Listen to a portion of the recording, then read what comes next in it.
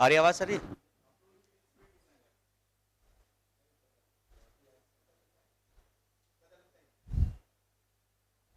Hello.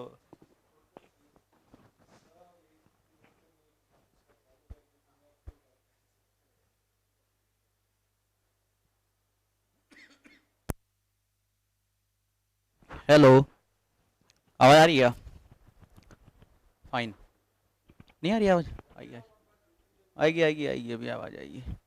और Manish sir को, Manish sir वाले भेज देना, आवाज के बहाने ये बता दे रहा हूँ आपको कि मनीष सर वाले पे भेजियो, ताकि मैं उसको क्लिक करके इस पे चैट कर लूंगा जब आ जाए। तो आ रही है? हाँ, वो तो लेट तो आ रही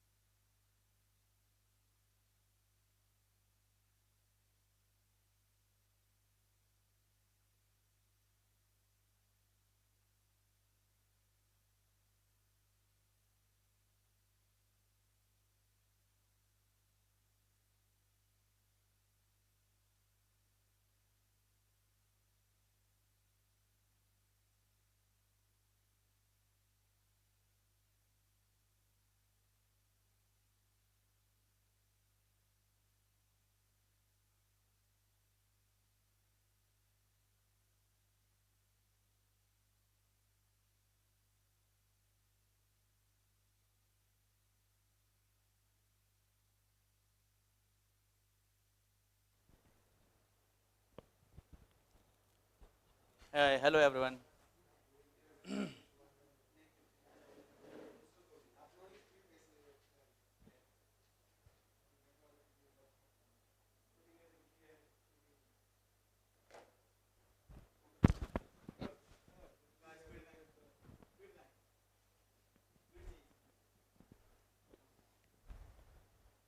hello, good evening everyone.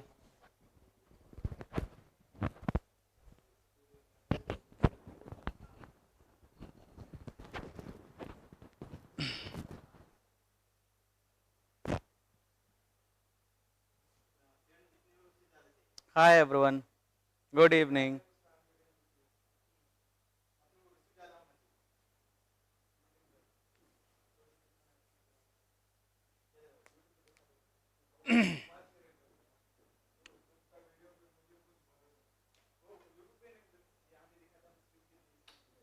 Hello everyone.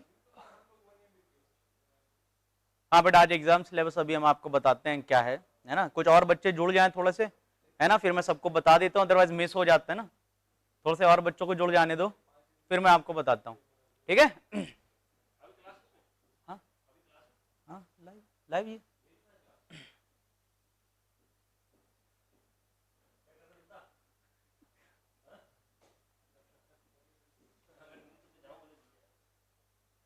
हाय, गुड इवनिंग एवरीवन।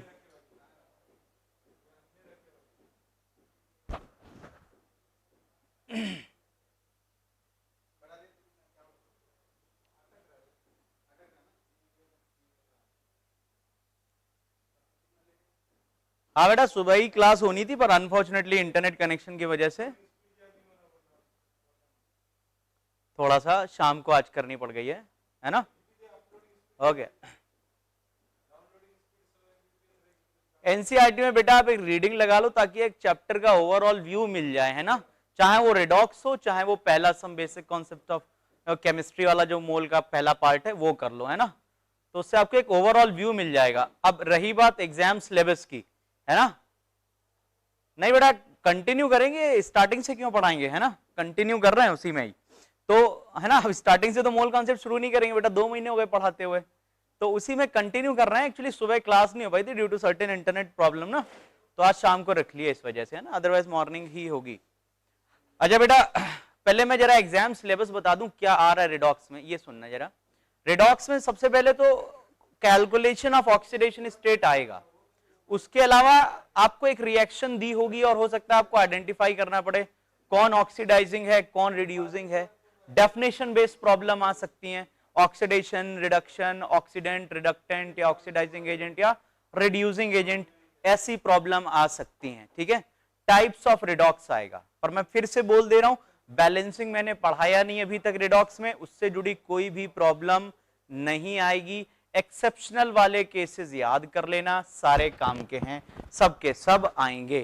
ठीक है, एनसीईआरटी में बेटा क्या पढ़ना है, रिडॉक्स वाला पार्ट आप थोड़ा सा पढ़ लो, खासकर उसमें जो इंट्रोडक्शन के पहले 4-5 पन्ने हैं उसमें बस बैलेंसिंग वाला पार्ट छोड़ देना, पीछे वाला पार्ट छोड़ देना, वो सारे पार्ट आप छोड़ देना। ठीक है, बाकी रिडॉक्स में स्टार्टिंग में वहां ऑक्सीडेशन रिडक्शन डिफाइन करा गया है ना, उसका types of oxidation reduction sorry redox reaction define करेंगे, वो सब अपने को पढ़ना है।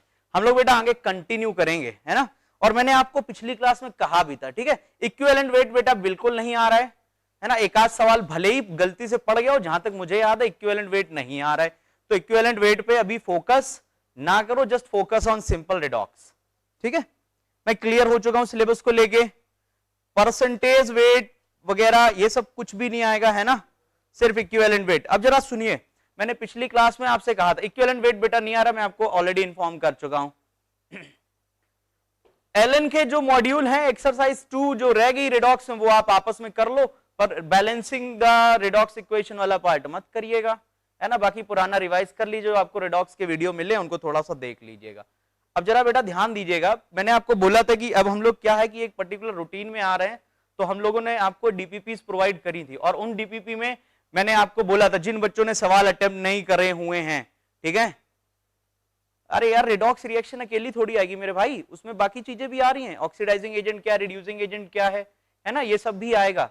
ठीक है, एलन के मॉड्यूल आप बिल्कुल यूज कर सकते हो, रेफर कर सकते हो कॉन्सेप्ट के लिए, कोई दिक्कत नहीं है, बैलेंसिंग वाला पार्ट छोड़ देना। मेरे ख्याल से अब मैं उस पर बात नहीं करूंगा, जब क्लास खत्म होगी तब मैं एक बार आपको फिर से जो है रिमाइंड करा दूंगा सिलेबस को लेके। Now keep aside the syllabus, है ना, बोर्ड पे बाद में आखिर में चलेंगे तब लिख देंगे, है ना, सबके लिए हो जाएगा। तो जरा देखो, मैंने आपसे कहा था कि मैं डीपीपी की प्रॉब्लम सॉल्व करना शुरू करूंगा, तो एक डीपीपी बहुत पहले पड़ी हुई थी और उसकी कुछ 10 प्रॉब्लम्स है और ये मैं डेली सॉल्व करूंगा। इसके अलावा मैंने आपको एक कॉन्सेंट्रेशन की शीट भी दी हुई है, आज ही मिली है शायद मॉर्निंग में, तो उसमें लगभग 22 या 23 प्रॉब्लम मैंने आपको प्रोवाइड करी है। मे बी 6 या 7 प्रॉब्लम पहली, या मे बी एटलीस्ट 10 तक आप अटेम्प्ट करिएगा, कल मैं उनको भी डिस्कस करूंगा, यहां पर ही ब्लैक बोर्ड पे सबसे पहले आते ही उनको डिस्कस करूंगा, कल 10 प्रॉब्लम। आज मैं डीपीपी 1 पहले डिस्कस कर रहा हूं, पीओएसी बेटा नहीं आ रहा है, उसको छोड़ दो अभी। देखो डीपीपी 1 डिस्कस कर रहा हूं, अब बेटा ये टाइप करना आप थोड़ी देर के लिए बंद करो, फोकस करो। डीपीपी 1 जिन बच्चों ने अटेम्प्ट नहीं करी है वो दोबारा से अटेम्प्ट कर लें, मैंने एक बार पहली बार से ही कर लें। मैं फिलहाल अब डीपीपी 1 सॉल्व कर दे रहा हूं, 10 सवाल है, हार्डली 5 मिनट सॉल्व होंगे और ये हम लोग डेली का प्रैक्टिस करेंगे। ठीक है, देखिए भाई पहला सवाल है डीपीपी 1 में, what is the oxidation state of xenon in XeOF2। इसको अगर अपन सॉल्व करते हैं, इसको अपन एक्स ले लेंगे, oxygen -2 fluorine 2 × -1 equal to 0, x क्या आ जाएगा +4। ठीक है, ये पहली प्रॉब्लम है। दूसरी प्रॉब्लम बेटा दी है कि what is the oxidation number of cobalt in this particular complex. ये कॉम्प्लेक्स आपको दे दिया गया है, मैं फिर से एक बार रिमाइंड करा दूं। देखिए सी और छोटा ओ को हम लोग कोबाल्ट कहते हैं, और सी और बड़ा ओ कैपिटल ओ है देन इट इज कार्बोनिल। ठीक है, और जो हमेशा इसकी ऑक्सीडेशन स्टेट, हमेशा इसकी ऑक्सीडेशन स्टेट 0 है। एक बात याद कर लो, ऑक्सीडेशन स्टेट कार्बोनिल की 0 होती है, समझ में आया क्या कह रहा हूं। ठीक है, कार्बोनिल की ऑक्सीडेशन स्टेट 0 है, ये कभी प्लस या माइनस नहीं होगी। नाइट्रोसिल में समस्या, उसको रट लेना, ब्राउन रिंग कॉम्प्लेक्स है, उसको रटना है, वहां पे NO+1 है। ठीक है, तो ये ऑक्सीडेशन स्टेट 0 होगी। चलो जरा इसको सॉल्व करते हैं। पोटेशियम हम सब जानते हैं कि ग्रुप 1 का बंदा है, और ग्रुप 1 है तो क्या होगा +1, तो कैसे करेंगे +1 प्लस ये क्या आ जाएगा x, ठीक है, और ये 4 × 0 इक्वल टू क्या आ जाएगा आपका, ठीक है 0। सो 0 क्यों ले रहे हैं ये भी मैं अभी बताता जा रहा हूं। जिन बच्चों ने नया ज्वाइन करा, संज्ञान बैच के नए बच्चे, मैं उनके लिए भी बता रहा हूं कि इसको मैं 0 क्यों रख रहा हूं। सारी ऑक्सीडेशन स्टेट का सम उसके चार्ज के बराबर होता है, और यहां सारे एटम जो हैं या जो भी ग्रुप ऑफ एटम है उन सबका सम, यहाँ चार्ज कुछ नहीं है तो मैं 0 मानता हूं। यहाँ अगर -1 होता तो मैं यहाँ -1 लेता, अगर यहाँ +2 होता तो मैं यहाँ +2 लेता, कुछ नहीं है तो क्या लूंगा 0। इसको सॉल्व कर लूंगा, x क्या आ जाएगा -1। तो देखो ये तो ठीक है, x -1 आया, वेरी नाइस है ना, ठीक है। अब यहाँ पे बेटा ये डीपीपी मिलनी नहीं है, ये आपके उस पे पड़ी होगी बेटा, है ना, ऐप पे होगी, ये इंडिविजुअली आपको नहीं मिलेगी, ठीक है। अब जरा देखना इसका इंटरप्रिटेशन क्या है, -1 का मतलब क्या, जरा इसको समझो, ये बड़ा इंपॉर्टेंट है। कोबाल्ट अगर है तो ये मेटल है, आप सब जानते हो इट इज ए मेटल। अब अगर ये कोबाल्ट 1- बना, ठीक है ना, अब देखो इसका इंटरप्रिटेशन मैं आपको समझा रहा हूं कि केमिस्ट्री कितनी डाइवर्स है। अगर कोबाल्ट मेटल है, और मेटल क्या करते हैं, आप सब छोटी क्लास से क्या पढ़ते आ रहे हो, 9th या 10th में आपने पढ़ा होगा कि मेटल इलेक्ट्रॉन लूज करते हैं, क्योंकि उनकी आयनाइजेशन एनर्जी है, कभी आप पढ़ोगे, आज कुछ बच्चों ने सुन भी रखा होगा कि मेटल की टेंडेंसी होती है इलेक्ट्रॉन लूज करने की। पर यहां क्या हो रहा है, मेटल तो -1 है, यानी ये कहीं ना कहीं इलेक्ट्रॉन इसने गेन करा होगा। इसका मतलब ये है कि मेटल माइनस या नेगेटिव ऑक्सीडेशन स्टेट भी शो कर सकते हैं। तो अगर कहीं ऐसा कोई स्टेटमेंट आए, है ना, ठीक है, तो वो सारे स्टेटमेंट आप क्या करोगे, उन सब में याद रखना कि metal can also exhibit -1 oxidation state. बेटा आपने व्हाट्सएप पे डाउट 15, 20, 30 भेजे हैं, तो उसका भी प्रॉपर चैनल होगा, सब इधर ही सॉल्व करेंगे, बट नॉट राइट नाउ। अभी जो प्रॉमिस करा बस वही सॉल्व कर रहे हैं। नंबर 3 क्या दिया हुआ है, oxidation state of iodine in IPO4। So IPO4 मैंने ये पहले भी एक बार प्रॉब्लम कराई, फिर से बता दे रहा हूं, ऐसे केस में आप फंस जाओगे तो हमेशा याद रखो, इसको तो आप जानते हो ना, ये क्या है, ये है PO4 और ये होता है फॉस्फेट आयन, और अगर ये फॉस्फेट आयन है तो इसके ऊपर 3- होगा, तो आयोडीन को क्या होना पड़ेगा, 3+ होना पड़ेगा। तो ऐसे केसेस में बेहतर होता है आपको पता होना चाहिए साइड वाला एनायन क्या है। तो ये 3- ये 3+, अगर आप क्रिस क्रॉस करोगे तो 3 और 3 कट जाएगा, फॉर्मूला क्या बनेगा IPO4। इस लॉजिक से भी आप निकाल सकते हो। तो यहां आयोडीन की ऑक्सीडेशन स्टेट क्या हो गई, +3, ठीक है। नंबर 4 क्या दिया हुआ है, ओके, क्वेश्चन नंबर 4 है, nitrogen forms a variety of compound in all oxidation state ranging from. तो ये बात तो मैंने आपको रूल में भी लिखाई है कि नाइट्रोजन की जो ऑक्सीडेशन स्टेट की रेंज है वो -3 से होते हुए -2, 1, 0, +1, +2, +3, +4 और कहां तक जाती है, +5 तक जाती है।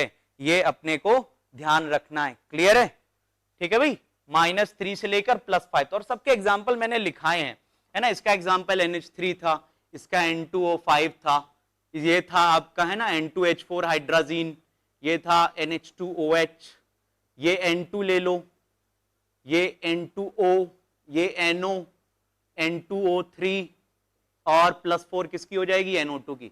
ये कुछ एग्जाम्पल है, दूसरे एग्जाम्पल्स भी पॉसिबल हैं। एक और था अगर ध्यान हो, N3H हाइड्राजोइक एसिड, यहां पर नाइट्रोजन क्या है, -1/3। आप सॉल्व कर सकते हो, मैंने ऐसे ही लिख दिया, ठीक है बेटा। चलो क्वेश्चन नंबर 5 पे आओ। क्वेश्चन नंबर 5 पूछा है, oxidation state of sulphur in S8 F2 and H2S। तो ये जो है सल्फर जो है तमाम फॉर्म में रहता है बेटा, S6 भी मिलता है, S8 भी मिलता है, वेपर में समटाइम्स ये S2 के फॉर्म में भी हाई टेम्परेचर पे मिलता है। तो ये सब इसकी जो है एक नॉर्मल स्टेबल स्टेट की तरह ट्रीट करा जा सकता है। तो यहां मैं इसकी ऑक्सीडेशन स्टेट क्या लूंगा, 0। S2F6 में फ्लोरीन तो हमेशा -1 है, तो क्या ले लेंगे, 2x + 2 × -1 = 0, x = +1। और H2S में हाइड्रोजन +1 होगी, मल्टीप्लाइड बाई 2 + x = 0, x = -2 हो जाएगा, ठीक है। ओके बेटा, थोड़ा बड़ा लिखेंगे, आदत से मजबूर हूं, अगली बार बड़ा लिखता हूं, ठीक है। चलो नंबर 6 पे आओ। इक्वेशन दी है 3ClO- बन रहा है Cl3- और 2Cl-। ये किसका एग्जाम्पल है ना, ClO- है बेटा, है ना, वो माइनस थोड़ा सा इधर बना हुआ है। तो अगर मैं इसकी ऑक्सीडेशन स्टेट निकालूं तो यहां पर ये क्या आ जाएगा, +1, ठीक है। x + 2 × -1, सॉरी 1 × -2 = -1, सो x क्या हो गया, +1। यहां पर ये क्लोरेट आयन है, ये मैं आपको पहले भी बता चुका हूं, दिस इज क्लोरेट आयन।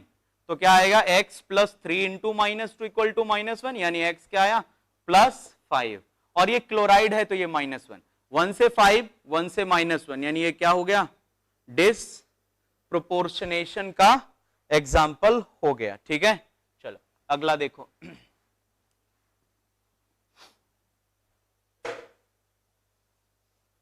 अगला दिया हुआ है क्वेश्चन नंबर 6 के बाद 7। क्वेश्चन नंबर 7 है what is the oxidation state of sulphur in H2S2O8। ठीक है, फॉर्मूला लगाओगे गलत आती थी, है ना, मैंने इसका फॉर्मूला लगा के पहले मैं बता दे रहा हूं, देखो 2 + 1 + 2 + x + 8 इंटू -2 इक्वल टू 0। तो अगर इसको सॉल्व करते हैं तो ये 2x बराबर आ रहा है 16, 14, x इक्वल टू +7 आ रहा है, और ये गलत होगा, है ना। ये क्यों गलत होगा, क्योंकि सल्फर किससे बिलोंग करता है, ग्रुप 16 से, जिसकी मैक्सिमम OS क्या होगी +6। तो ये एक्सेप्शन वाला केस है, यानी इसको अपन जो है क्या करेंगे, ठीक है, इसको कोई बात नहीं बेटा, अभी मैं अरेंज करा दूंगा, मे भी हटा दी गई हो, परेशान ना हो। फिलहाल मैंने यहां सवाल लिख दिए हैं, तो आप एक लिस्ट आइडिया तो लगा लोगे ना क्या है। तो देखो बेटा H2S2O8 ये गलत हो रहा है, फॉर्मूले से फिट नहीं हो रहा है, यानी मुझे क्या करना पड़ेगा, इसका स्ट्रक्चर बनाना होगा, और इसका स्ट्रक्चर बेहतर होगा, आप रट लो।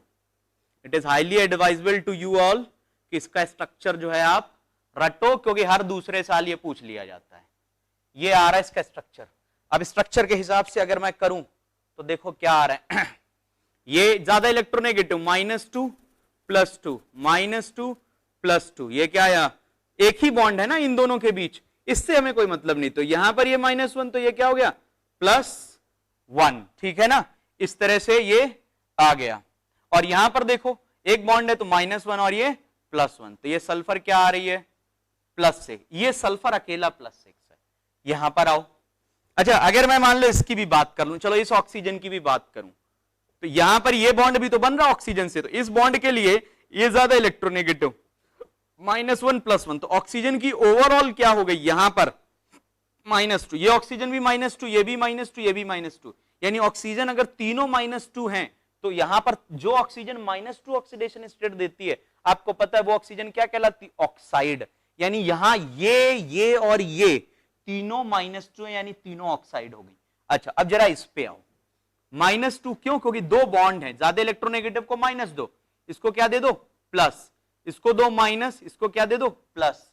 अब जरा यहां पर आओ, है ना, ये लिया ऐसे लिख लिया, तो ये सिंगल बॉन्ड है, तो इसको -1, तो ये क्या हुआ +1, -1 +1, तो ये सल्फर भी क्या आया +6 आ गया। ठीक है, अब इस बॉन्ड को देखो, यहां पर ये इलेक्ट्रोपॉजिटिव, तो ये -1, यानी ये ऑक्सीजन भी क्या है -2, तो ये ऑक्सीजन -2, ये भी -2, ये भी -2।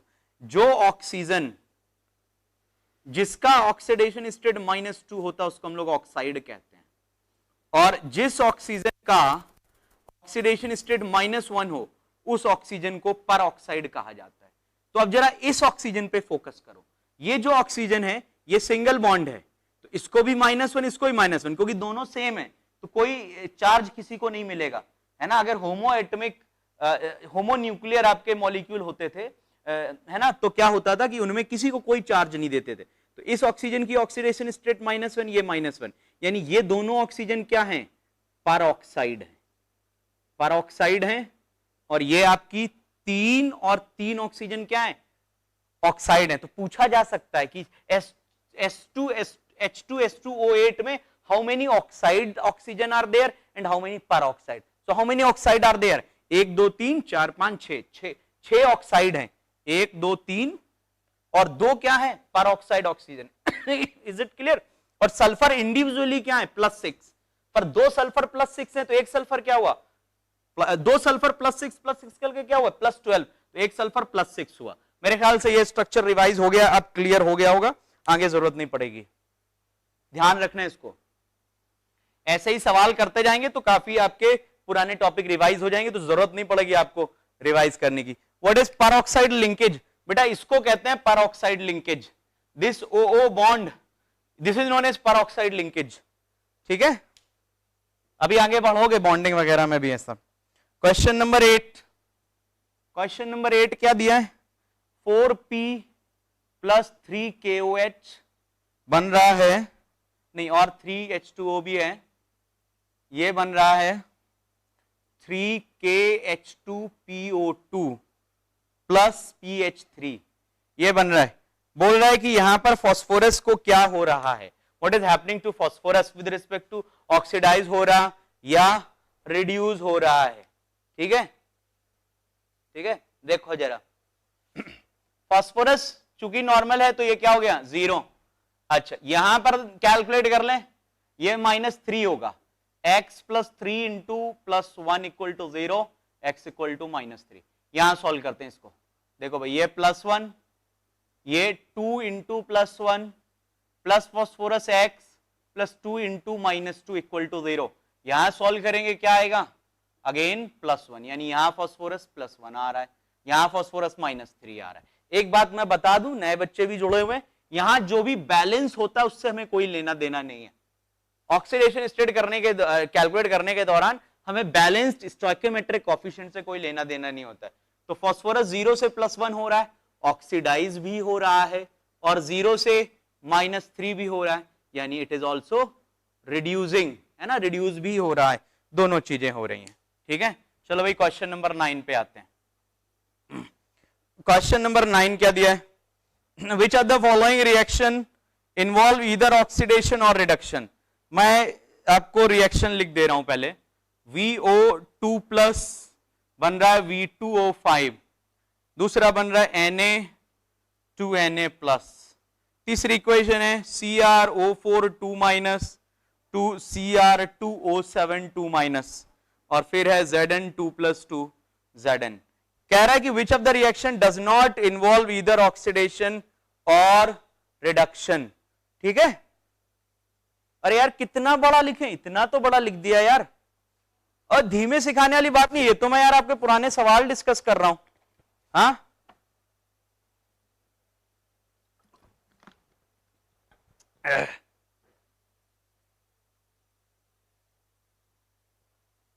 बट अगर फॉर्मूला मेथड से वैल्यू मैक्सिमम ऑक्सीडेशन स्टेट से ज्यादा आ रही तो गलत है आंसर। किसी भी एलिमेंट की ऑक्सीडेशन स्टेट उसके मैक्सिमम ओएस से ज्यादा आ रही, अपन गलत कर रहे हैं, यानी फॉर्मूला वहां नहीं लग रहा, फिर वहां स्ट्रक्चर पे जाओ, और 6-7 स्ट्रक्चर ही तो हमने आपको लिखाए है ना, तो 6-7-8 स्ट्रक्चर सारे बच्चे याद कर सकते। नीट वाला क्या करता है, यही पूछता है हर साल घुमा फिरा के, शब्द बदल देगा, लैंग्वेज बदल देगा, यही सब पूछेगा, और ये कोई कठिन नहीं है ऐसा स्ट्रक्चर याद करना यार, है ना।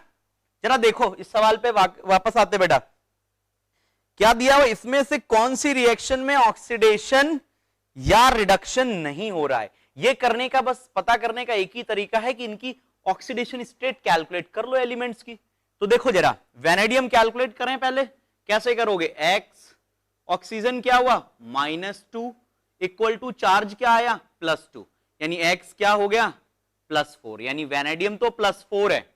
देखना ये VO के ऊपर 2+ लगा था, इसलिए मैंने यहां इक्वल टू +2 लगाया। अगर यहां ऐसे लिखा होता तो मैं यहां क्या लिखता 0, अगर यहां -2 लिखा होता तो मैं यहां क्या लिखता -2, क्योंकि यहां पे क्या लिखा है +2, ठीक है ना मेरे भाई, तो यहां मैं क्या लूंगा, बात समझ रहे हो, +2 लूंगा। ठीक है, यानी यहां वेनेडियम क्या आ गया +2। ठीक है, ओके, V2O3 है, अच्छा मुझे 3 है, ओके, मुझे 5 दिख रहा था, काफी छोटा लिखा हुआ है। आप मुझे समझ में आ रहा है आपकी प्रॉब्लम, है ना, छोटा हो गया, मेरी भी आंखें कमजोर हो गई हैं। V2O3 ले लिया बेटा। ठीक है, तो जरा इसको सॉल्व कर लें, 2x plus 3 into -2 equal to 0, है ना, सो x बराबर क्या आ गया +3, ये तो +3 हो गया। ठीक है, यानी ये 4 से क्या हो रहा है +3 रिड्यूस हो रहा है। सवाल में पूछा कौन ऑक्सीडाइज नहीं होगा, है ना, या कौन रिड्यूस नहीं होगा, तो यहां अच्छा ऑक्सीजन की बात करें तो -2 है और यहां भी -2 है, तो ऑक्सीजन से तो कोई लेना देना नहीं है। वेनेडियम जरूर हो गया रिड्यूस, तो वेनेडियम अगर रिड्यूस हो गया तो उसमें हो गई रिएक्शन रिडक्शन की, ये रिडक्शन हो रही है, तो ये तो ऑप्शन के बाहर है। सोडियम अगर न्यूट्रल स्टेट में अकेला पड़ा है तो 0 है, और इसके ऊपर +1 है, तो ऑक्सीडेशन स्टेट क्या हो गई 0 से +1 हो गई, यानी ये ऑक्सीडाइज हो गया, बढ़ गया। ऑक्सीडेशन स्टेट का बढ़ना ऑक्सीडेशन होता है, राइट, तो ये कौन सी प्रोसेस हो गई ऑक्सीडेशन। अब जरा इसकी बात करो, Cr2O4 2 माइनस, Cr2O4 2- क्या होता है ना, Cr2O4 2- है ना, तो Cr2O4 2- जो है क्रोमेट आयन होता है, अगर आपको ध्यान हो, it is chromate ion.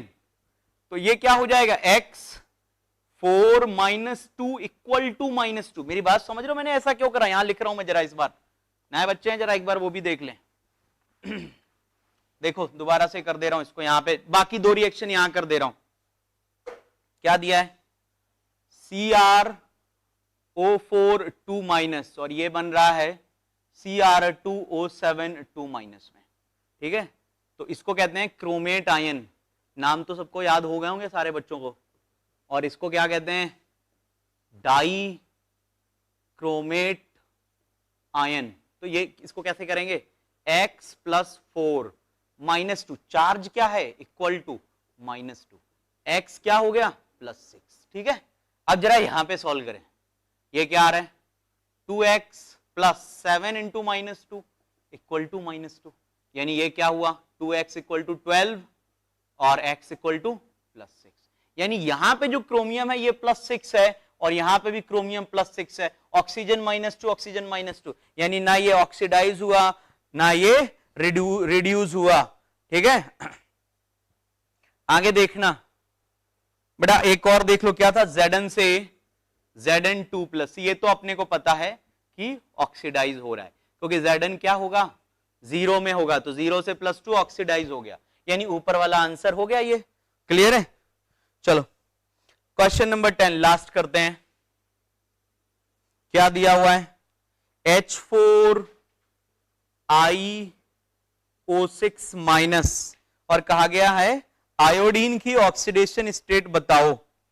Simple है, क्योंकि आयोडीन की निकालनी है, मैं इसको X ले लूंगा, हाइड्रोजन 4 + 1 और 6 है, तो ये -2 इक्वल टू चार्ज क्या है इस पे, -1। तो इसको मैं अगर सॉल्व करूंगा तो ये क्या आ जाएगा, 12 8 और ये हो जाएगा 7 + 7, ठीक है। तो इसकी ऑक्सीडेशन स्टेट क्या आ गई, +7।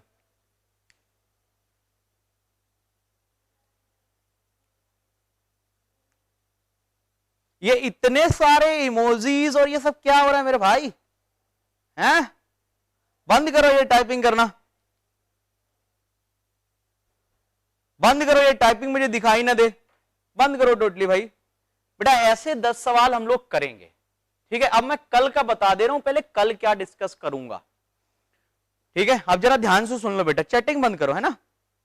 देखो कल क्या डिस्कस करूंगा, कल मैंने आपको कॉन्सेंट्रेशन टर्म दिए हैं, ठीक है।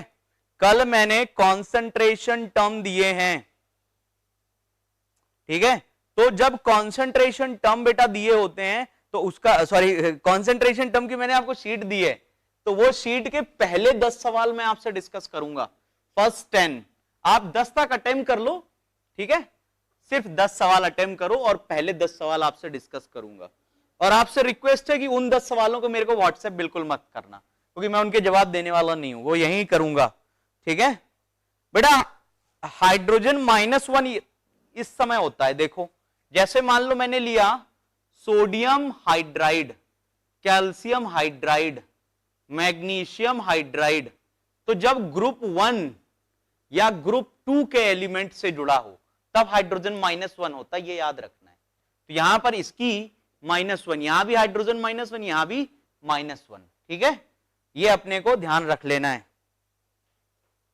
क्लियर है बेटा। चलो अब जो है शीट नहीं बेटा, शीट के नहीं अभी मैं कह रहा हूं, शीट के भी मैं बताऊंगा, परेशान ना हो, मैं यहां पूरे नंबर लिख दिया करूंगा। अब रेगुलर डिस्कशन होगा सवालों का, रोज पहले 10 सवाल डिस्कस होंगे, और जो मैं बता रहा हूं पहले तो वो कर लेना जाके। आज मैंने कॉन्सेंट्रेशन की दी हुई है 20-22 सवाल है, मुझे याद नहीं एग्जैक्टली, वो वाले आपको करने हैं, क्लियर, ठीक है। शीट कहां से करनी वो भी मैं बताऊंगा, आज मुझे लॉ ऑफ केमिकल इक्विवेलेंस पढ़ा दो, मैं शीट वाला होमवर्क भी दूंगा, ठीक है। आयोडीन की ऑक्सीडेशन स्टेट निकाल दी है, हाँ, मोल फ्रैक्शन पे भी आ रहे हैं बेटा, सब पे आ रहा है एग्जांपल्स, जरा मुझे थोड़ा सा बचा हुआ वो करा लेने दो।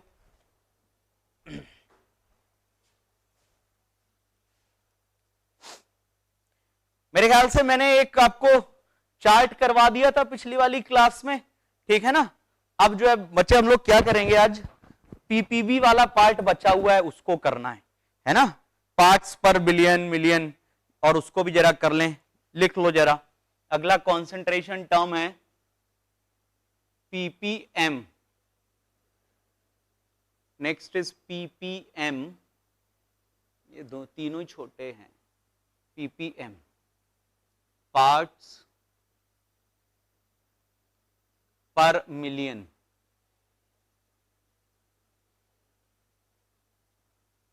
ठीक है, पार्ट्स पर मिलियन, ठीक है बेटा। फॉर्मेलिटी में भी आ रहे, बता दे रहा, उसकी टेंशन ना लो, मोलैरिटी ही है। देखो बेटा पहले पार्ट्स पर मिलियन पे आओ। पार्ट्स पर मिलियन जो है इट इज, ये एक ऐसा कॉन्सेंट्रेशन टर्म है जो बहुत जब सॉल्यूट की क्वांटिटी कम होती है तो उस दौरान मुझे उसका कॉन्सेंट्रेशन बताने के लिए यूज करना होता है।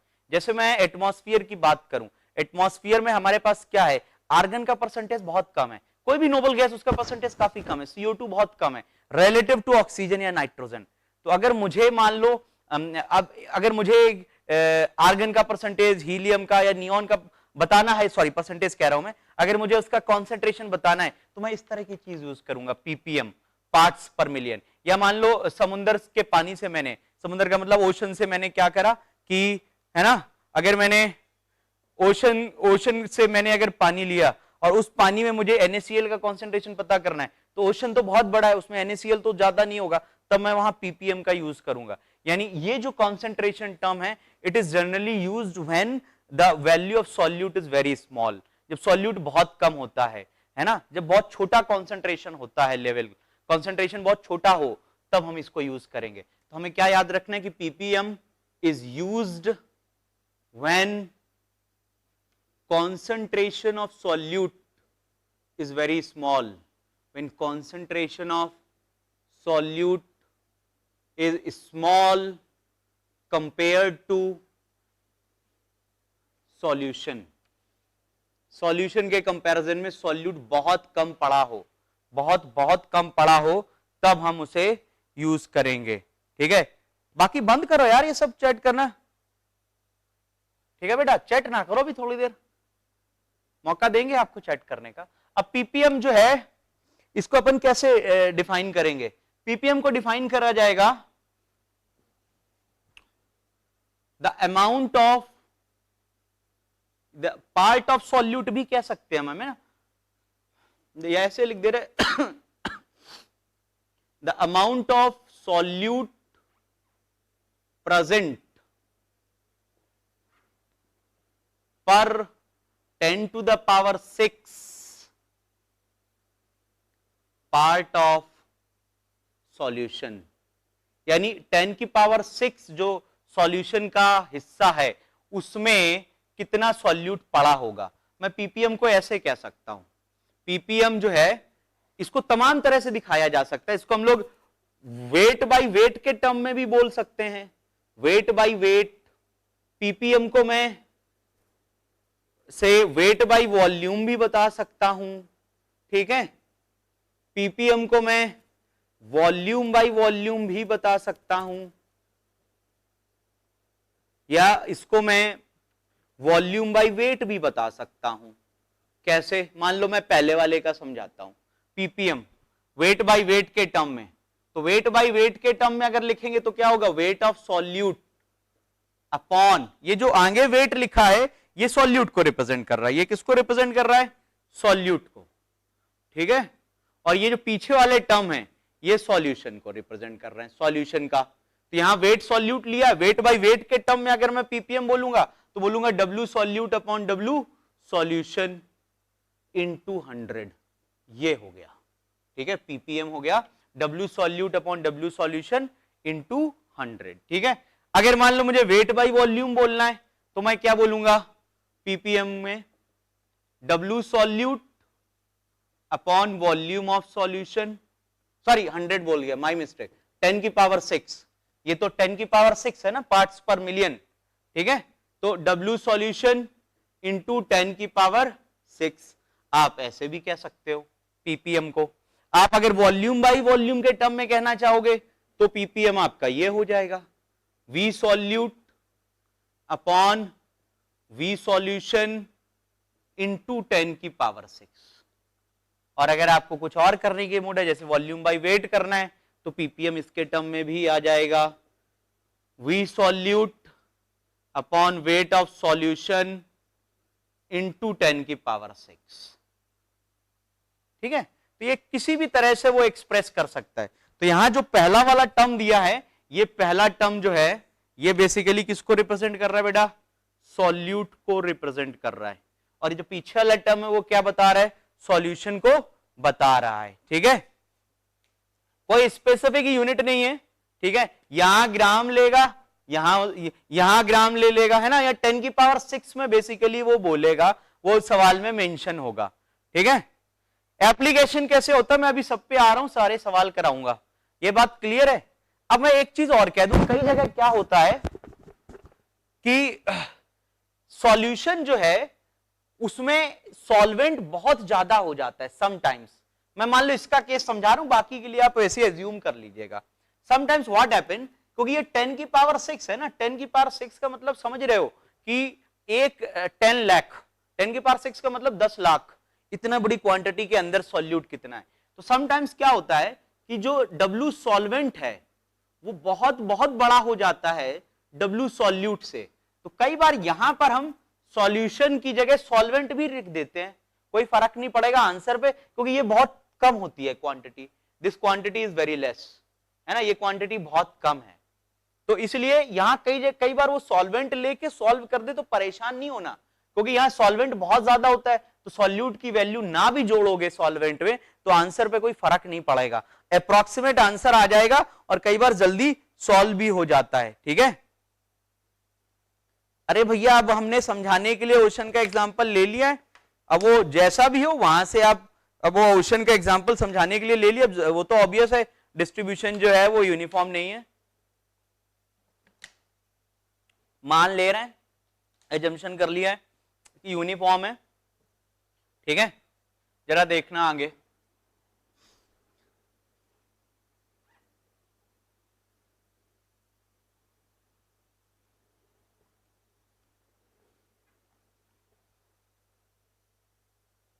देखो जरा, जैसे मान लो आपसे ये कह दे कि 1 litre of water contain 10 milligram of calcium ion,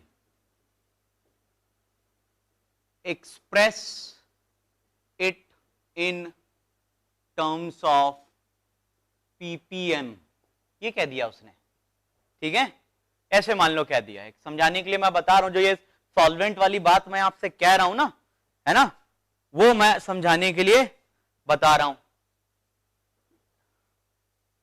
देखो जरा क्या कह रहे हैं वो आपसे, वो कह रहे हैं कि 10 की पावर 1 लीटर लिया हुआ है, यानी कि मैं ऐसे कह दूं 10 की पावर 3 ml जो है उसमें 10 मिलीग्राम, या मैं ग्राम के टर्म में लिखूं तो 10 इंटू 10 की पावर -3 ग्राम जो है वाटर हो गया, है ना, ये हो गया।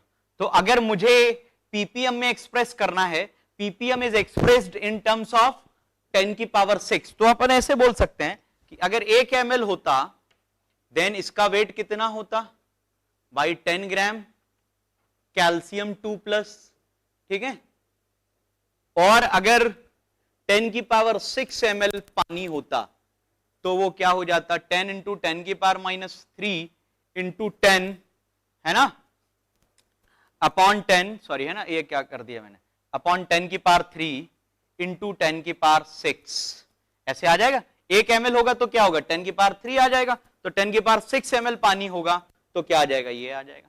तो इसको अगर अपन सॉल्व कर लेंगे तो ये क्या आ जाएगा, है ना, 10 इंटू 10 की पावर 3 और ये 10 की पावर 3 आ गया। क्लियर है, ये और ये कट गया, तो कितने पीपीएम आया, 10 पीपीएम आ गया। ठीक है, सो ये जो यहां लिखा हुआ है आप डायरेक्ट भी यहां पे पुट कर सकते थे ना, यहां अगर आप पुट करते, ठीक है ना, 10 पीपीएम आएगा ना बेटा, 10 पीपीएम। तो अगर मैं यहां डायरेक्ट पुट कर रहा हूं तो यहां जो वेट ऑफ सॉल्यूट लेते हैं वो 10 इंटू 10⁻³ ग्राम। सॉल्यूशन की जगह मैं सॉल्वेंट ले रहा हूं क्योंकि मैंने पानी की बात करी है, ठीक है ना, तो पानी का ही मैंने वॉल्यूम सॉल्यूशन के वॉल्यूम के बराबर मान लिया है। वही मैं कह रहा हूं कि कोई फर्क नहीं पड़ेगा, ठीक है।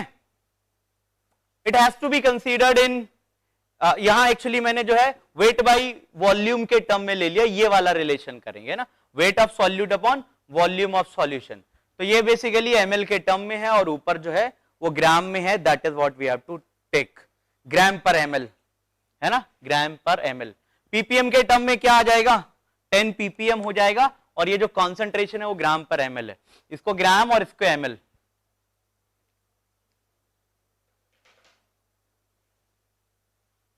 एमएल एमएल एमएल,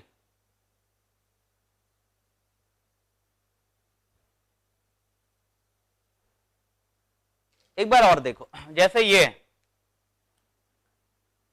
1000 ml हमारे पास पानी है, 1 लीटर जिसको मैं कह रहा हूं, से 1000 ml वाटर है, और इसमें कैल्शियम जो पड़ा है वो 10 इंटू 10⁻³ ग्राम पड़ा हुआ है, 10 इंटू 10⁻³ ग्राम पड़ा हुआ है कैल्शियम। पीपीएम में बताना है तो आप डायरेक्ट फॉर्मूला भी लगा सकते थे, wait of solute volume of solution into 10⁻⁶, या इसको ऐसे समझ लो 10⁻³ ml है तो ग्राम इतने हैं, अगर 1 ml होगा तो डिवाइडेड बाई 10⁻³ हो जाएगा, ठीक है, इससे डिवाइडेड बाई 10⁻³ और 10⁻⁶ ml H2O होगा तो इधर मल्टीपल कर दोगे तो ये क्या हो जाएगा, कट जाएगा और 10 ppm आ जाएगा।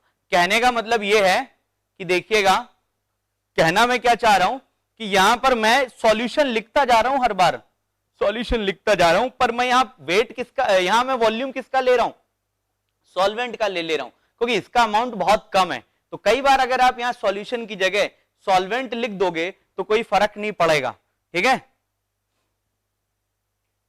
नहीं, बेसिक यूनिट अगर आप यहां रख रहे हो, मैं फिर से कह दे रहा हूं, यहां ग्राम लेना और यहां एमएल लेना, ठीक है, go with gram and ML, gram and ML.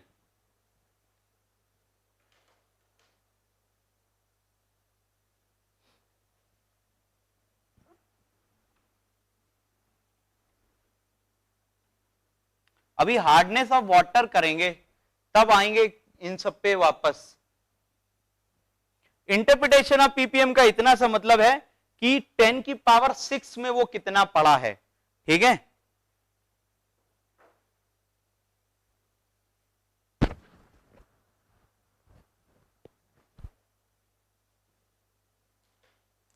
आप यहां जो लिख रहे हो वो ग्राम और एमएल में ले लो और आसानी से कर सकते हो, डायरेक्ट लिख दो वहां पे।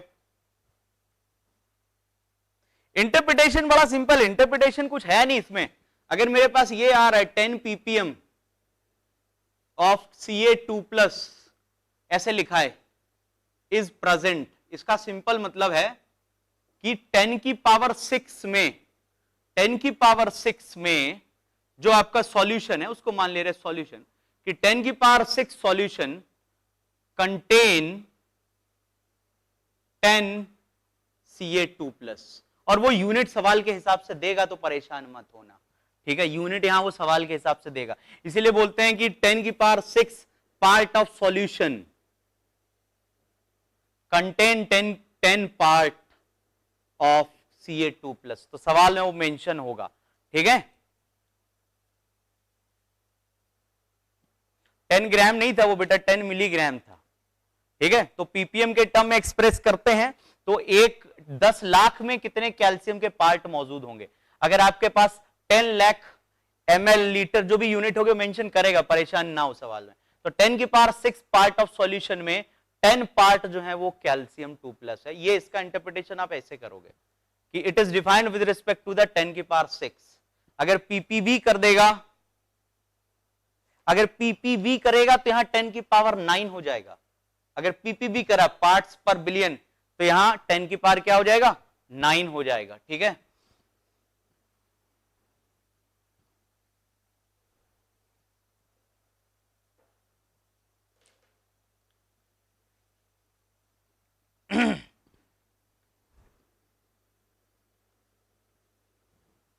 चलो एक और क्वेश्चन कर लेते हैं, ठीक है।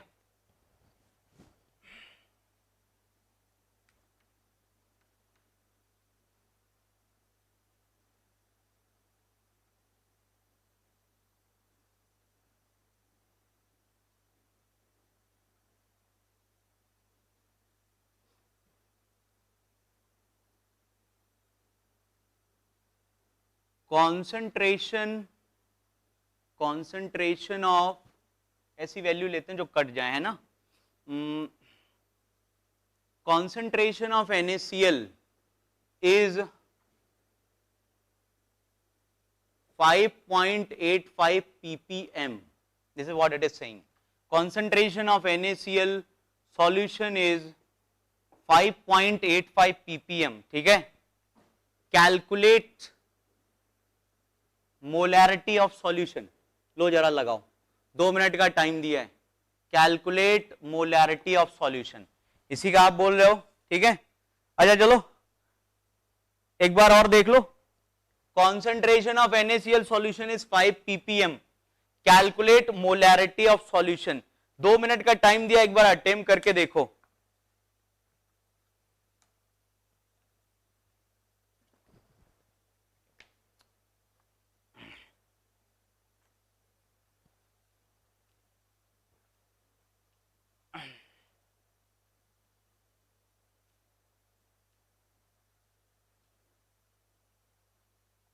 सवाल में मेंशन करेगा यूनिट, परेशान ना हो.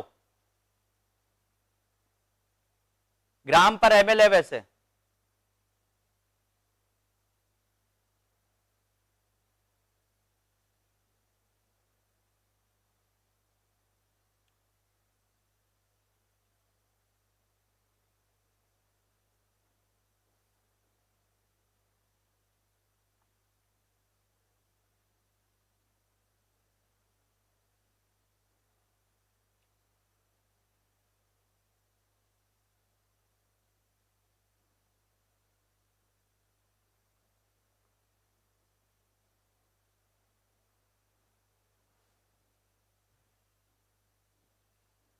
हाँ, वैल्यू बहुत छोटी आएगी.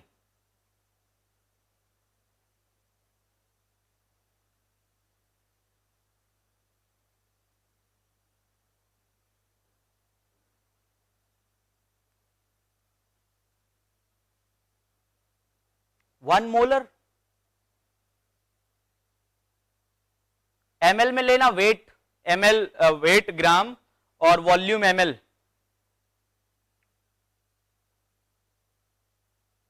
वेट बाय वॉल्यूम के टर्म में.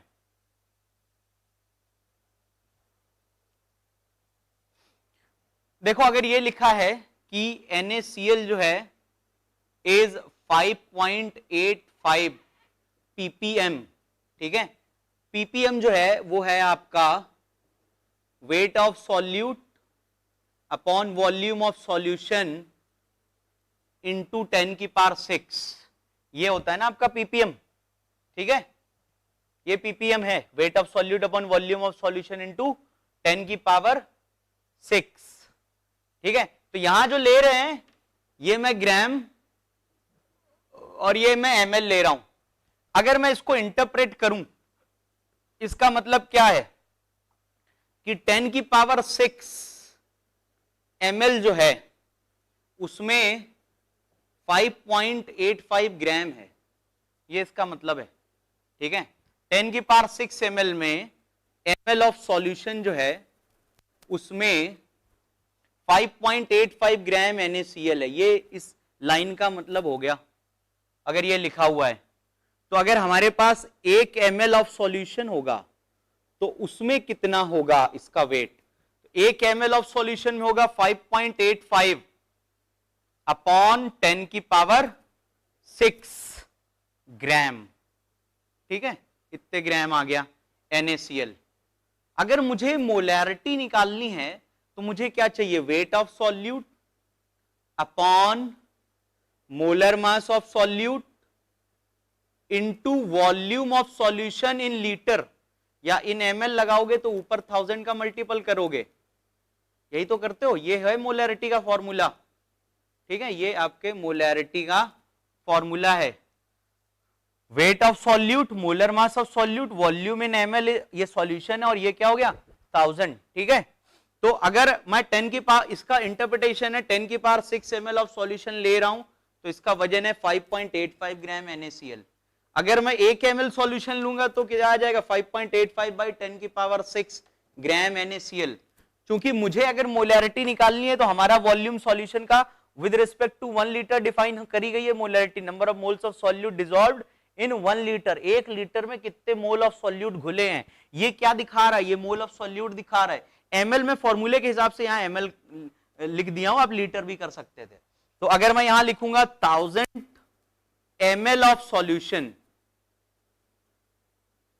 तो ये क्या हो जाएगा 5.85 अपॉन 10 की पावर 6 इंटू 10 की पावर 3 ग्राम NaCl, ये आ गया। यानी 1000 ml जब सॉल्यूशन होगा तो उसमें कितना होगा, इतने ग्राम NaCl, यानी वेट ऑफ NaCl आ गया, ये कट गया, ये ऊपर चला गया, तो ये क्या आ गया 5.85 इंटू 10 की पावर माइनस 3 ग्राम NaCl। कहने का मतलब है कि जब हमारे पास 1 लीटर जो सॉल्यूशन है तब हमारे पास NaCl का वेट कितना आ रहा है 5.85 इंटू 10 की पावर माइनस 3 ग्राम NaCl। और इस मोलैरिटी में मैं यहां सब्स्टिट्यूट कर दूंगा, वेट ऑफ सॉल्यूट आपके पास क्या है 5.85 इंटू 10 की पावर माइनस 3, मोलर मास अपन सब जानते हैं 58.5, और अभी एमएल मैंने यहां कितना लिया था सॉल्यूशन का 1000 ml, क्योंकि मोलैरिटी डिफाइन ही 1000 ml में है, तो आप यहां क्या रख दोगे 1000, ठीक है भैया, ऊपर भी 1000 कर देना है, काट देना है, ये तो फॉर्मूला है, आप लीटर में लिखना चाहते हैं लीटर में करते हैं, इसको अपन सॉल्व कर लेंगे, ठीक है। ये क्या आ जाएगा 585 इंटू 10 की पावर माइनस 5, और ये हो गया 585 इंटू 10 की पावर माइनस 1, कट गया 10 की पावर माइनस 4। बहुत से बच्चों का मेरे ख्याल से आंसर 10 की पावर माइनस 4 है ना, क्लियर है 10 की पावर माइनस 4। तो यार मेरे भाई अगर आपको पीपीएम में भी दे दिया जाए तो पीपीएम से मोलैरिटी बना लेना, छोटे मोटे सवाल बनेंगे, ज्यादा परेशान ना हो पीपीएम में। पीपीएम में जुड़े जितने सवाल आएंगे मेरे भाई सारे के सारे आपके हार्डनेस वाले पार्ट से आते हैं, ऐसा नहीं आएंगे, ऐसे भी आ सकते हैं। तो एक बार अगर अपने को ये इंटरप्रिटेशन क्लियर हो गया कि जो ये यार लाइन लिखी है ना कि NaCl जो है वो 5.85 ppm है, उसका मतलब क्या, उसका मतलब है कि 10 की पावर 6 ml सॉल्यूशन, यानी 10 लाख जो है ml सॉल्यूशन उसमें NaCl इतने ग्राम घुला हुआ, ये इसका सिंपल इंटरप्रिटेशन अपन कर सकते हैं। तो अपन मोलैरिटी निकाल लेंगे, ठीक है, क्लियर है। अब इसके एग्जांपल के अभी मैं सवाल प्रोवाइड करा दूंगा, ठीक है, फिर से रिपीट करूं, अरे भाई अब यार कर लेना यार, चलो एक बार और बता दे रहे हैं, जल्दी से देख लो।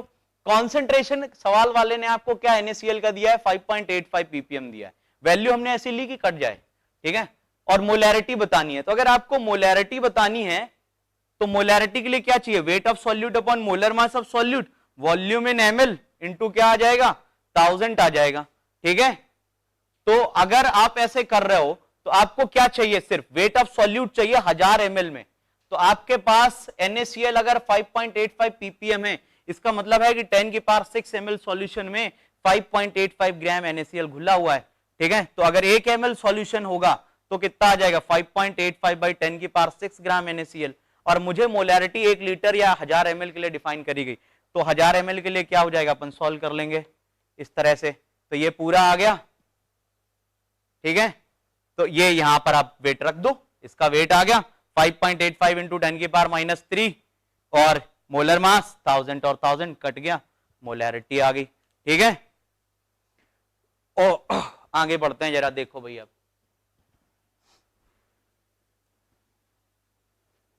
चलो एक और सवाल करना है, लो एक और बना दे रहा है आपके लिए, ये कन्वर्जन वाला है, ठीक है। एक और एग्जांपल लो, अब एग्जांपल चेंज कर लेते हैं, ठीक है, ऐसे कर ले रहे हैं, छोटा सा सवाल है कन्वर्जन का, एक्सप्रेस 10% W/V, ये बार बार एग्जांपल लिया है, ऑफ ग्लूकोज इनटू ppm, कर लोगे, बता दो जल्दी से।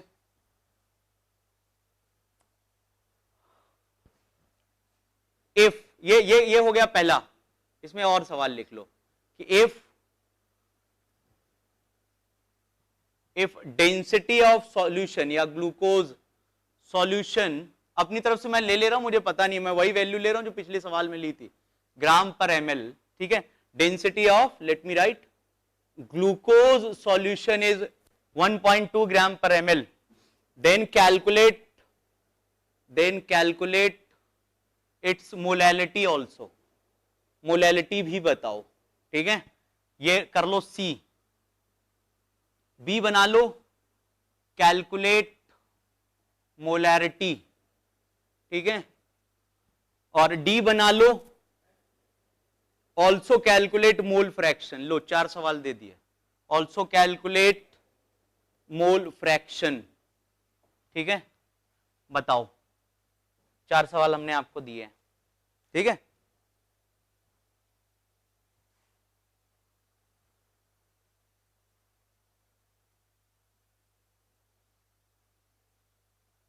अरे मोलैरिटी 1 लीटर के लिए डिफाइन है मेरे भाई,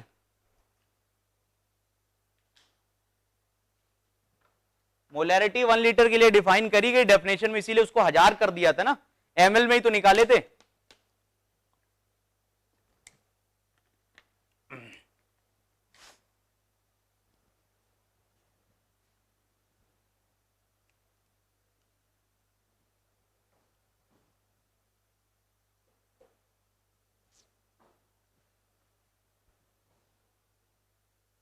पीपीएम भी आ गया,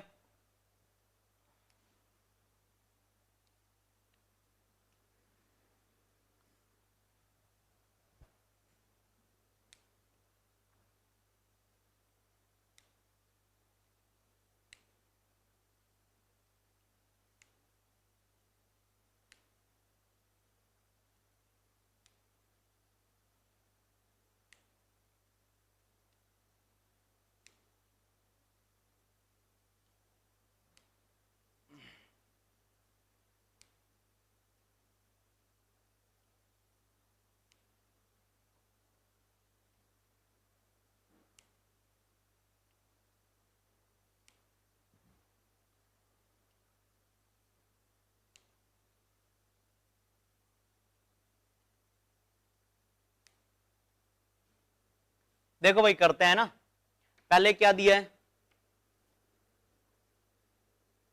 ठीक है, काफी बच्चों का आ रहा है, कर ले। पहले दिया हुआ है 10% W/V आपको दे दिया है, तो इसको आप कैसे बोलोगे कि 100 ml में 10 ग्राम आपका जो है ग्लूकोज घुला है, यही तो मतलब हुआ। अगर इसे पीपीएम में बताना है तो पीपीएम का मतलब है कि 10 की पावर 6 ml में कितना घुला होगा। यहां तो अपन ml से शुरू करेंगे, ये आप ग्राम में लेते हो और ये आप ml में लेते हो, तो अगर 1 ml होगा तो ये क्या हो जाएगा, 100 ml लोगे ना आप, है ना, क्योंकि ये जो है परसेंटेज दिया है, सो 1 ml होगा तो ये 10/100 हो जाएगा। और अगर पार्ट्स पर मिलियन या बिलियन लेना है तो 10 की पावर 6 ml ले लो, 10 की पावर 6 ml लोगो तो क्या हो जाएगा, 10 इंटू 100 इंटू 10 की पावर 6, ठीक है। सो आपका जो है कट गया ये, और ये आ गया 10 की पावर 5 ग्राम, ठीक है, ठीक है। तो ये आपका पीपीएम के टर्म में मान लो आ जाता है, ठीक है, 10 की पावर 5, ठीक है। अच्छा, नंबर बी पे आओ। बी क्या है कि अगर डेंसिटी दे दी गई है तो मोलैलिटी बता दो, ठीक है। अच्छा नहीं, बी है मोलैरिटी बताओ, पहले बी वाला रह गया।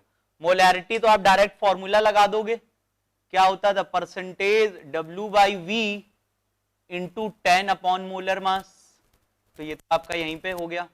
सो मोलैरिटी क्या आ गई, 10 into 10 upon molar mass glucose का 180, यानी कि ये कितना हो गया 5/9, ये आपकी मोलैरिटी आ गई, ठीक है। अच्छा, अब आते हैं सी पे। सी क्या दिया है, अगर डेंसिटी दे दी गई है तो मोलैलिटी बता दें। एक तो वो मैंने आपको डायरेक्ट रिलेशन दिया था, अगर ध्यान हो, है ना, क्या दिया था, रिलेशन था density is equal to capital M 1/m plus molar mass of solute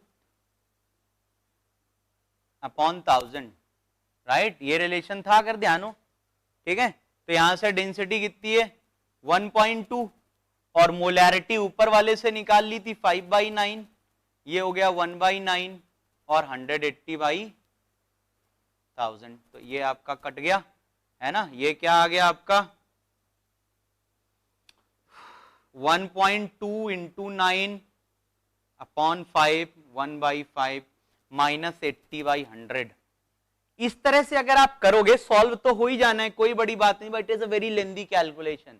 ठीक है, तो अगर आप इसे करना चाह रहे हो तो ये क्या होगा 10.8/5 plus 18/100 is equal to 1/m। इसको अपन सॉल्व करेंगे, ये 20 से मल्टीपल होगा, तो मैं इसको यहां कर दे रहा हूं, देखो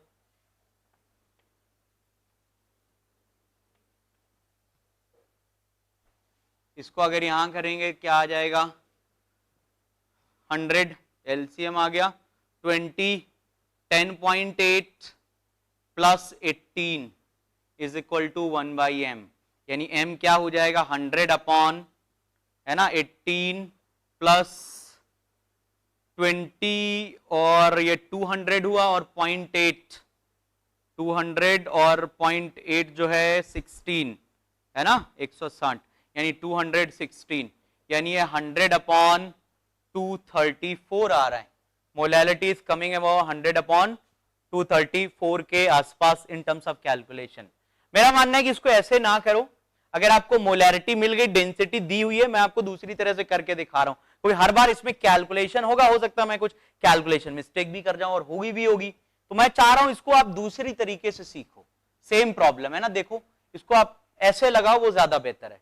देखो मैं अगेन सी को कर रहा हूं, मोलैलिटी क्या है, वेट ऑफ सॉल्यूट अपॉन, या मैं ऐसे लिख दूं number of moles of solute upon weight of solvent, ठीक है, इंटू 1000, अगर मैं इसे ग्राम में ले रहा हूं, ऐसे ही तो डेफिनेशन है मोलैलिटी की, बड़ा सिंपल है।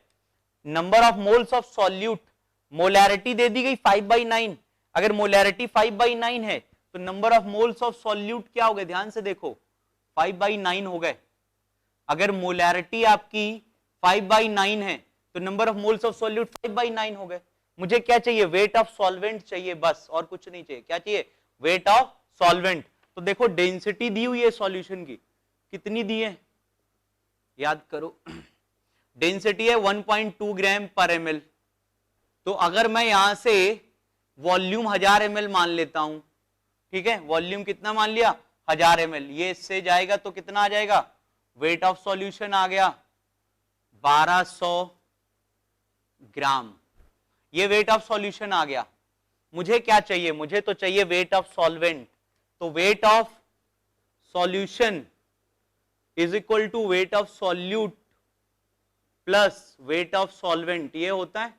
तो वेट ऑफ सॉल्यूट जो है वो मेरे को पता है, वेट ऑफ सॉल्वेंट निकल आएगा, कैसे पता है मैं वो भी बता रहा हूं। ये तो 1200 हो गया, ठीक है, वेट ऑफ सॉल्यूट निकलेगा मोल से, क्योंकि यहां से मुझे वेट ऑफ सॉल्यूट आ जाएगा मोल इंटू मोलर मास 180, कितना हुआ 20, यानी कि वेट ऑफ सॉल्यूट हो गया 100।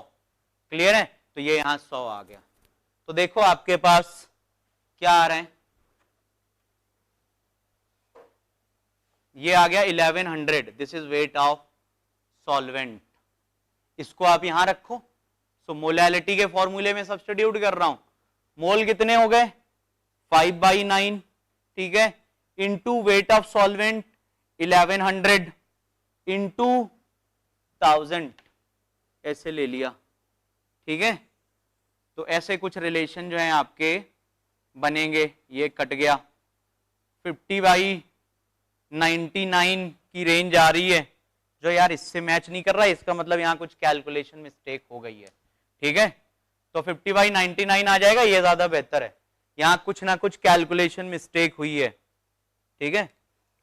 10.8 इधर कुछ कैलकुलेशन मिस्टेक हुई है, सो मैं इस पार्ट को जो हटा रहा हूं फिलहाल और यहां से देख लेता हूं, है ना, कैलकुलेटर के जरिए कर ले रहा हूं।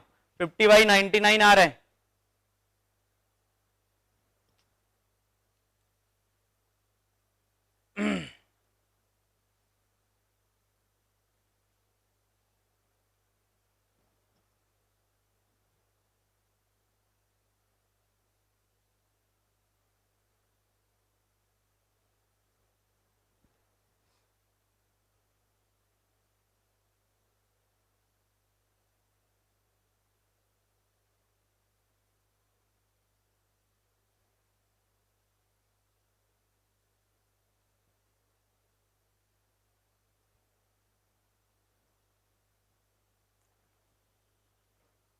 Is it clear?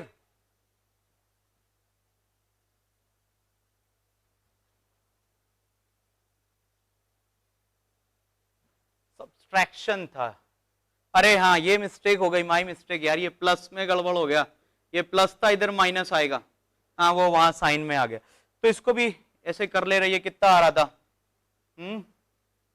216 आ गया था, -18 बाई 100 1/m, ठीक है। तो ये आ गया था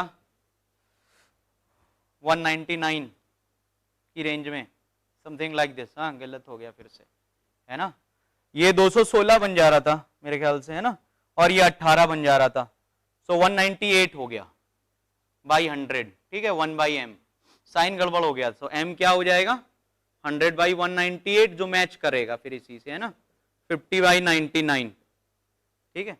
मैं क्या कह रहा हूं कि प्लीज ये वाला स्टेप अगर ये समझ में ना आ रहा हो तो मेरी रिक्वेस्ट है इस स्टेप पे जाओ, इसको ना करो, क्योंकि यहां कैलकुलेशन कुछ ना कुछ होगी, 1/m में है ना, क्योंकि यहां समस्या रहेगी। मेरा कहना कि आप इस लॉजिक से लगाओ, ये ज्यादा बेहतर है। और ये जो है आपका फॉर्मूला जो है याद तो रखना है, तो बेहतर होगा आप इस वाले को जाओ, एक बार इसको समझ लो, क्योंकि ये कॉन्सेप्ट है। और मैं एक बार फिर से कह दूं, कोई जरूरी नहीं आप यहां 1000 ml लो, 100 ml लेके निकाल लो, तब भी आंसर आ जाएगा, तब भी आंसर आएगा। 10 ml ले लेना तब भी आ जाएगा, जो भी 1 ml लेके निकाल लेना तब भी आ जाएगा, जो आपकी मर्जी हो।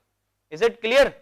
तो ये वाला ज्यादा बेहतर है मेरे ख्याल से, क्योंकि यहां कैलकुलेशन से बचने में, यहां कैलकुलेशन इजी रहेगी, ये थोड़ा सा मल्टीपल और बाकी घटाना है और यहां पे रखना ही है। This is a better way to go for it, ठीक है यार। अब रिपीट नहीं करेंगे यार। अब मोल कैसे लिया है यार? बेटा मोल का मतलब ये है कि जैसे ये दिया है, देखो ये यार आपको दे दिया जाए, ठीक है क्या, जैसे मैंने कहा कि आपके पास कोई 2 मोलर सॉल्यूशन है, इसका मैंने लिखवाया था, इसका मतलब होता है कि 2 मोल सॉल्यूट के घुले हैं, इसका इंटरप्रिटेशन यही है ना कि 2 mole of solute dissolve in 1 litre solution, ये इसका मतलब होता है, दिस इज द मीनिंग। सो अगर आप यहां पे जो है 2 मोल की जगह 5/9 मोलर सॉल्यूशन ले रहे हो, तो इसका मतलब है 5/9 मोल सॉल्यूट के घुले हैं 1000 ml सॉल्यूशन में। तो ये 1000 ml इसीलिए मैंने यहां मल्टीपल करा था, क्योंकि ये 5/9 मोलैरिटी 5/9 आ गई थी ना पिछले वाले उससे, ठीक है। तो इस वजह से आप मोल्स ऑफ सॉल्यूट ऐसे निकाल सकते हो ना, मोल्स ऑफ सॉल्यूट कैसे निकाले, ये बात क्लियर हो रही है। 2 मोलर सॉल्यूशन अगर कहीं लिखा है, उसका मतलब क्या है कि 2 मोल सॉल्यूट घुले हैं 1 लीटर में। तो अगर हमारे पास पिछले वाले उसमें आ गया था शायद कि 5/9 मोलैरिटी आ रही थी सेकंड स्टेप में, तो 5/9 अगर आपके मोलर सॉल्यूशन है, तो उसका मतलब क्या है कि 5/9 मोल सॉल्यूट जो है वो डिसॉल्व हैं इन 100 ml, सॉरी इन 1000 ml सॉल्यूशन जो 1 लीटर है। तो मुझे मोल मिल गए 5/9, और मोल से मैं क्या निकाल लूंगा, weight 5/9 into molar mass glucose का, तो ये कट के 20/100 आ गया। क्यों वेट निकालना पड़ रहा है? क्योंकि मैं यहां सॉल्यूशन के उससे घटाऊंगा सॉल्यूट के वेट को, तो ये जब इससे माइनस होगा तो आपका 1100 आ गया, उसको अपन यहां रखेंगे सॉल्वेंट के वेट को और सॉल्व कर लेंगे। Is it clear? क्लियर है ना कैसे करना था? मोल्स ऑफ सॉल्यूट अभी क्लियर हुए। चलो अब आखिरी वाला क्या बचा था मेरे ख्याल से,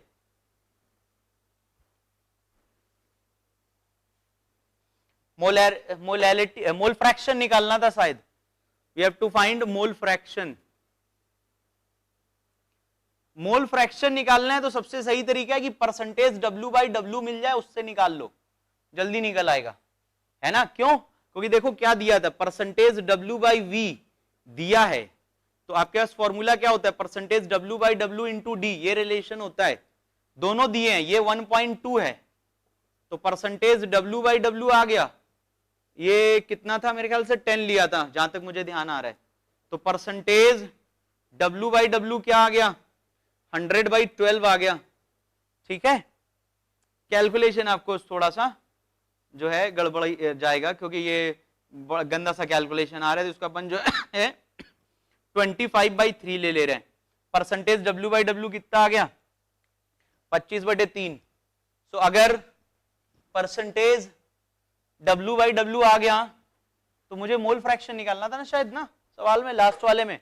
तो मोल फ्रैक्शन के लिए मुझे क्या चाहिए, एक्स सॉल्यूट जो होता है N solute upon N solute plus capital N solvent, ये हो गया। ठीक है, तो अगर मुझे W/W दिया है, इसका मतलब है कि 100 ग्राम में 100 ग्राम सॉल्यूशन में 25/3 ग्राम सॉल्यूट है, ये इसका मतलब है। तो हमें वेट ऑफ सॉल्यूट मिल गया।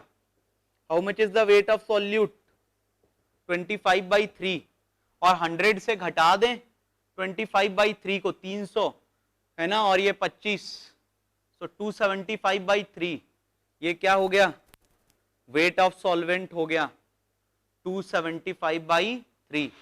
ठीक है, ये वेट ऑफ सॉल्वेंट आ गया।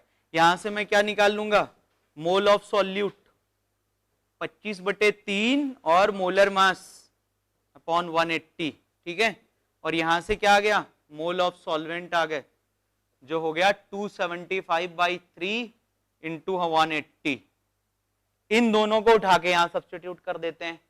ठीक है, तो क्या आ रहा है देखो, mole of solute 25/3 into 180 plus 25/3 into 180 plus 275/3 into 180, ये क्या हो जाएगा 3 इंटू 180, और 25 और 75 300, और ये क्या हो गया 25/3 इंटू 180, ये से ये कट गया, तो क्या आ रहा है बेसिकली, है ना,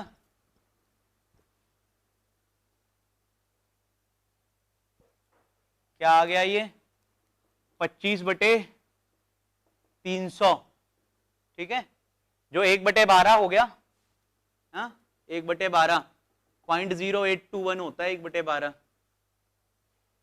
ठीक है, सो 1/12 के आसपास है।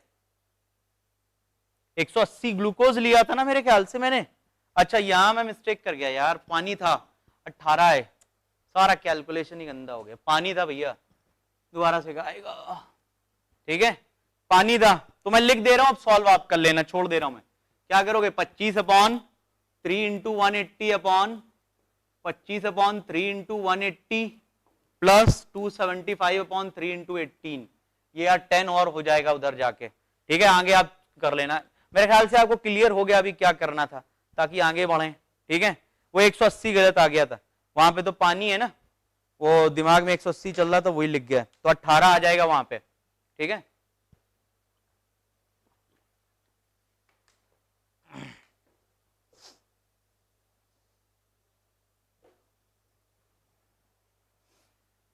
कैलकुलेट कर लेना, बाकी सब कैलकुलेशन छोड़ दे रहे हैं।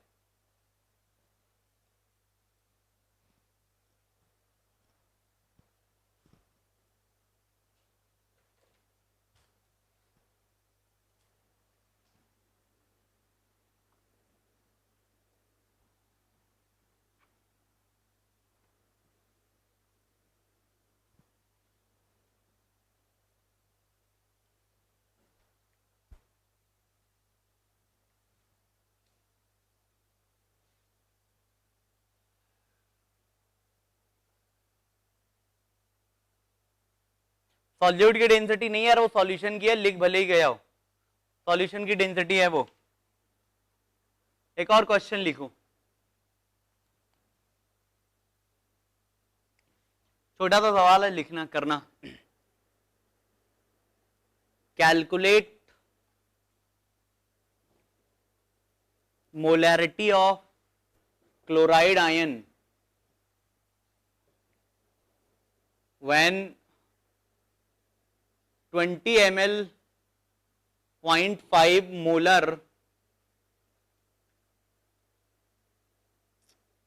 इसको मैं मोलर की जगह नॉर्मल कर रहा हूं, normal H2SO, normal calcium chloride and 30 ml 0.2 normal NaCl are mixed together, मान लो ऐसे ले लिया एक, ठीक है, इन दोनों को मिला रहे हैं, ये दोनों सॉल्यूशन मिलाए हैं, ये इसका कुछ ये दिया हुआ है और इसका कुछ ये दिया हुआ है, इन दोनों को मिलाने के बाद कह रहा है find out the molarity of, ठीक है। यार आप नए बैच में हो क्या एकदम? ये आखिरी सवाल कर लो, ठीक है, देखो कैसे करना है। मैंने यहां चेंज कर दिया, मोलैरिटी नहीं ली, नॉर्मेलिटी ली है, ध्यान देना। 2 मिनट का टाइम दिया, एक बार अटेम्प्ट कर लेना।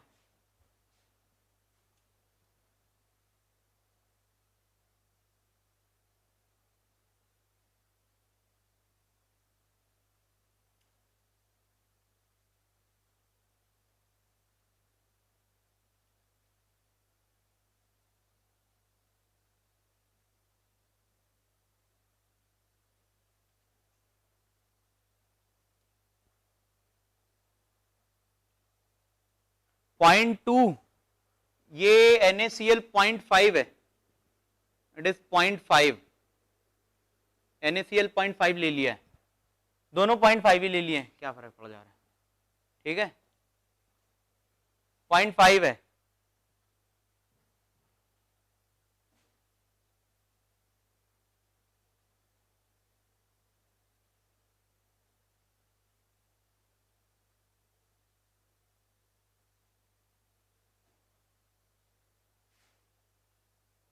हाँ इसकी रिकॉर्डिंग आ जाएगी, ऐप में भी आएगा, रुक जाओ अभी देखो पहले। अब देखो क्या लिए हो आप, जरा ध्यान से देखना। आपने एक टेस्ट ट्यूब में 20 ml 0.5 नॉर्मल कैल्शियम क्लोराइड लिया है, दूसरा यार आपने NaCl लिया है 30 ml 0.5 नॉर्मल, ये लिया है। देखो अगर मुझे मोलैरिटी निकालनी है, ध्यान से देखना, मुझे मोलैरिटी निकालनी किसकी है, क्लोराइड आयन की निकालनी है ना। मोलैरिटी किसकी निकालनी है, क्लोराइड आयन की। तो अगर मुझे क्लोराइड आयन की मोलैरिटी निकालनी है तो मुझे मोल किसके पता होने चाहिए, क्लोराइड आयन के मोल पता होने चाहिए, अपॉन टोटल वॉल्यूम पता होना चाहिए, ठीक है ना, अपॉन वॉल्यूम मुझे पता होना चाहिए सॉल्यूशन का। ये हो रहा है, ये अगर मुझे वॉल्यूम ऑफ सॉल्यूशन पता चल जाए और नंबर ऑफ मोल्स, मोलैरिटी अगर क्लोराइड आयन की तो मुझे मोल्स भी क्लोराइड आयन के आने चाहिए। तो देखो दोनों को मिला रहे हैं तो वॉल्यूम कितना आ जा रहा है 20 + 30, और ऊपर अगर मैं इसको ml में ले रहा हूं तो यहां 1000 मल्टीपल कर दूंगा, कितना गुणा हो जाएगा 1000 का। तो देखो number of mole of chloride ion निकाल लें, वॉल्यूम तो मुझे मिल गया 50 और ये क्या हो गया 1000। 50 क्यों, क्योंकि इसके 20 ml मिलाए और इसके 30 ml मिलाए तो ये 50 हो गया। तो अब मोलैरिटी के लिए सिर्फ मुझे क्या चाहिए, मोल ऑफ क्लोराइड आयन। अगर मोल ऑफ क्लोराइड आयन आ जाते हैं तो हमारे सवाल में आसानी हो जाएगी, हमारा सवाल हो जाएगा। अब जरा देखना, कैल्शियम क्लोराइड जो है ये Ca2+ होता है, यानी इसका n फैक्टर है 2, है ना, और ये ऐसे तोड़ते हो 2Cl-, यानी n फैक्टर क्या हो गया 2। सिमिलरली अगर मैं NaCl की बात करूंगा तो NaCl टूटता है Na+ और Cl- में, इसका n फैक्टर क्या है 1। आपके पास एक रिलेशन आता था, क्या आता था, normality is equal to molarity into n factor. तो अगर मैं कैल्शियम क्लोराइड की बात करूं तो कैल्शियम क्लोराइड की नॉर्मेलिटी कितनी है 0.5, और ये हो गया आपका मोलैरिटी, n फैक्टर हो गया 2, यानी कैल्शियम क्लोराइड की मोलैरिटी कितनी आ गई 0.5/2 आ गई। This is the molarity of calcium chloride. अच्छा अगर दूसरे NaCl की बात करूं तो वो भी 0.5 है, मोलैरिटी इंटू n फैक्टर, यानी इसकी मोलैरिटी क्या आई NaCl की 0.5। अब देखो ये जो मोलैरिटी आ रही है ये कैल्शियम क्लोराइड की आ रही है, ना कि क्लोराइड आयन की, या NaCl की आ रही ना कि क्लोराइड आयन की। तुम्हें क्या चाहिए, तुम्हें तो मोलैरिटी क्लोराइड आयन की चाहिए, उसके लिए तुम्हें क्या चाहिए, नंबर ऑफ मोल भी क्लोराइड आयन के चाहिए। तो अगर आप कैल्शियम क्लोराइड को तोड़ रहे हो तो जब एक टूट रहा तो कितने क्लोराइड आयन बन रहे, 2।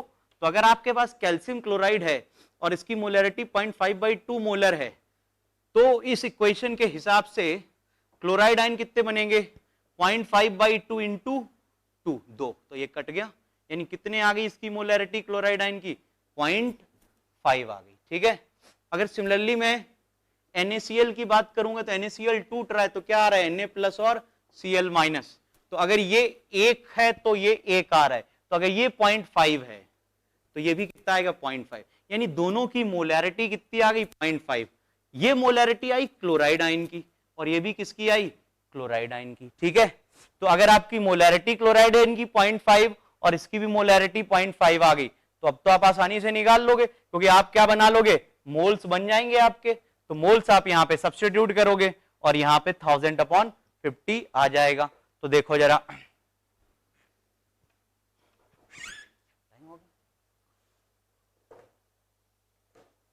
तो अभी क्लियर है, आप कर लोगे अब।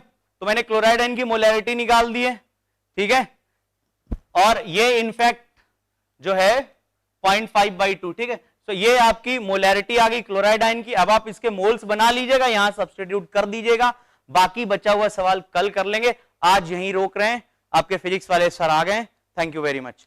कल जो है अपन लोग पहले 10 सवाल करेंगे जो मैंने आपको दिए हुए शीट में, ठीक है, वो कल कर लेंगे, शुरुआत में आते हुए कॉन्सेंट्रेशन वाले, आज यहीं रोक रहे हैं, थैंक यू।